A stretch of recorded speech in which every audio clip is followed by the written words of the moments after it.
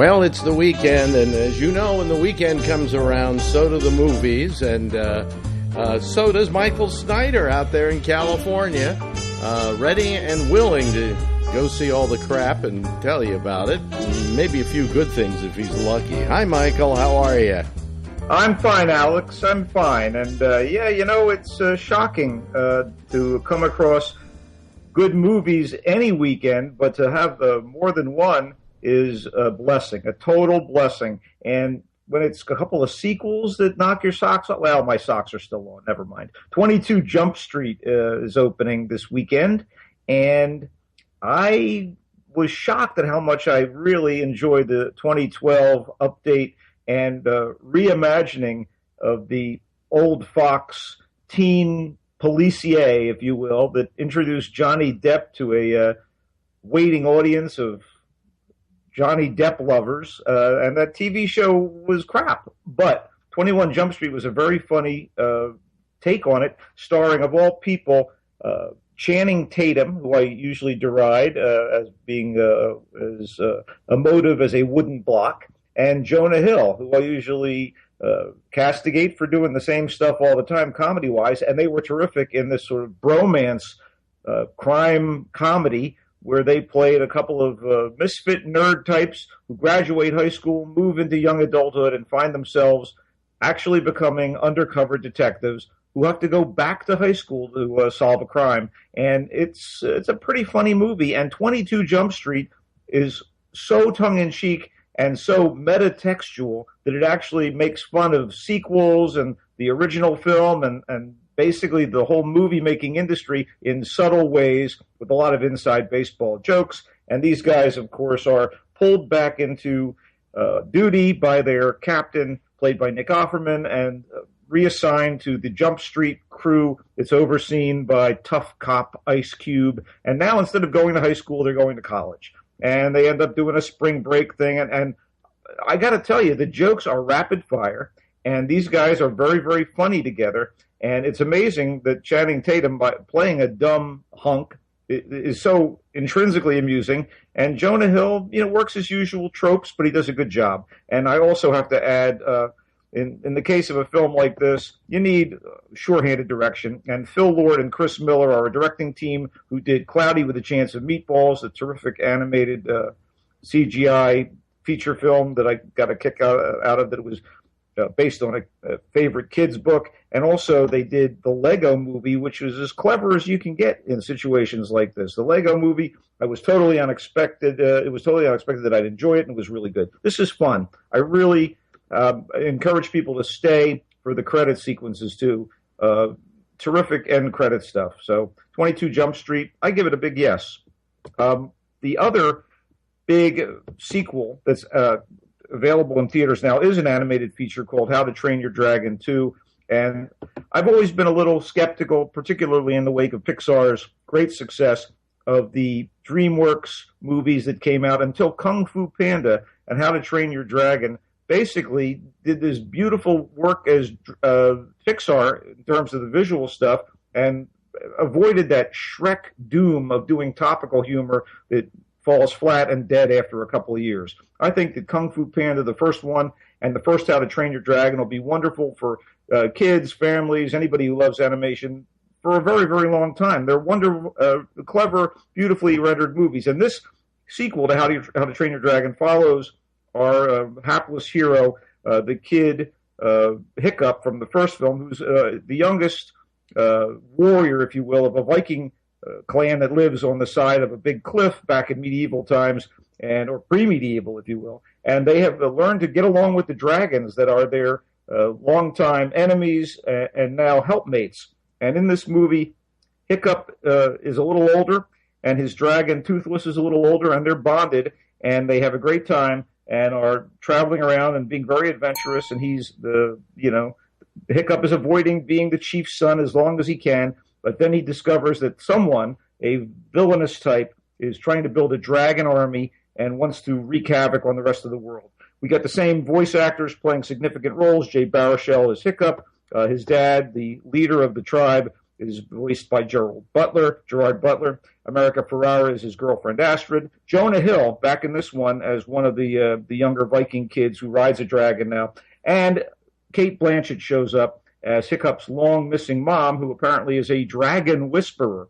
The villain types, they're out there. Kit Harington from the Game of Thrones TV show is a kind of a dragon tradesman. He actually kind of captures and sells dragons. And as the big villain, Jimon Hunsu, it was great. It was fun. It was wonderful. And it didn't insult my intelligence, and that is awesome.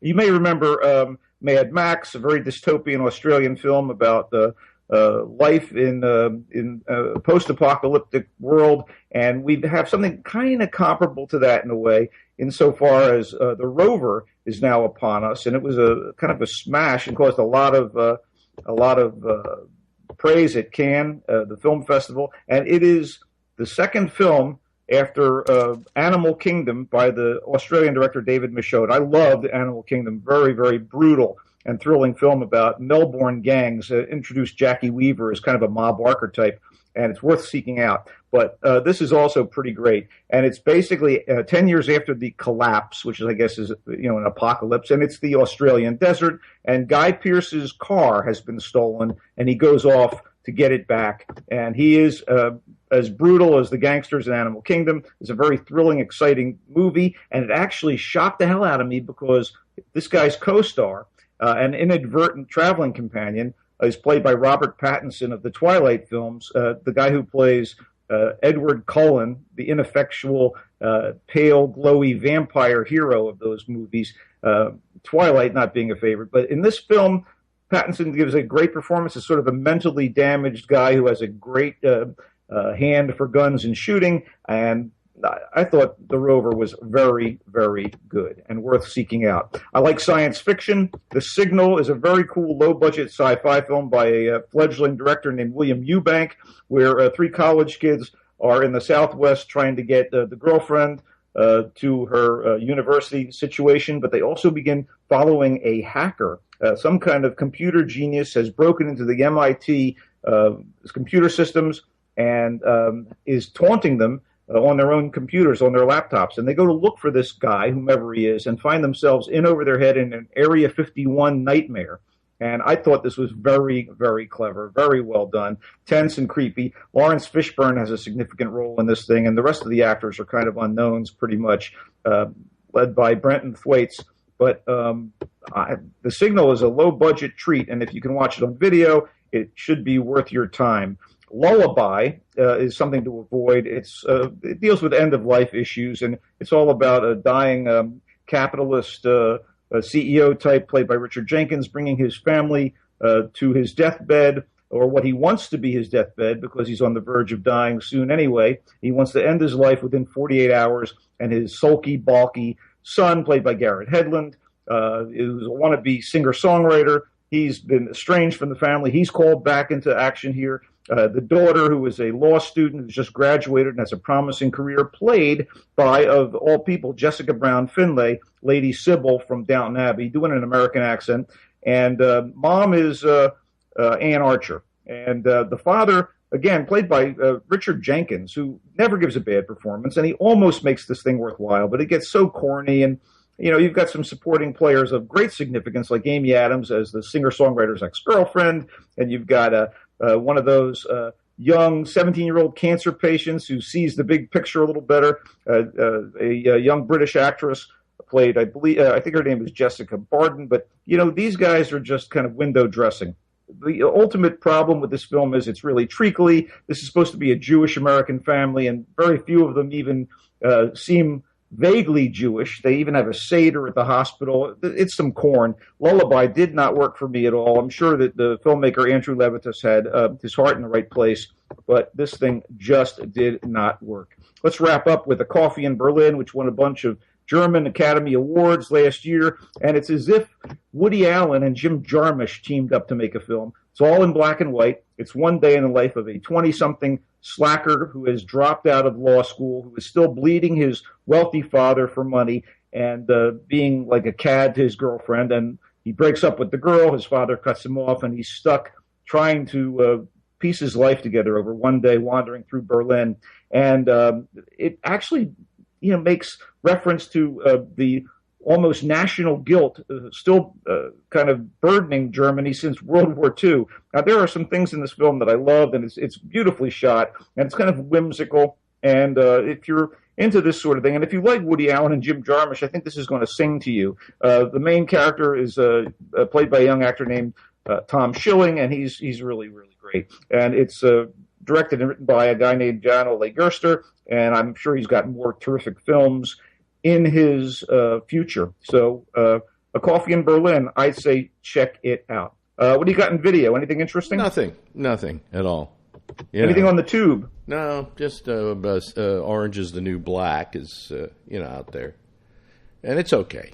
Did you like the first series? I love the first series, but it was a total surprise, and this isn't. So it's just more of the same, which isn't bad, but it doesn't have the same excitement that the original one did. I do think a lot of the stuff I've discussed here is going to be good on video, particularly if you have like a nice entertainment unit, big widescreen stuff. Even the How to Train Your Dragon, which is a 3D experience in the theaters, is going to probably play well at home. But, support good movies. Go out there and pay the top dollar on occasion to see something that's going to bowl you over in a big room. Something like A Coffee in Berlin, you're going to love it on a small screen. Okay. So anyway, that's about it. Check me out at Culture Blaster on Twitter, Culture Blaster, or at the Michael Snyder's Culture Blast page at Facebook. And I hope we'll have new things in the pipeline next week. Thanks, Michael. You're welcome. And we'll see you next week.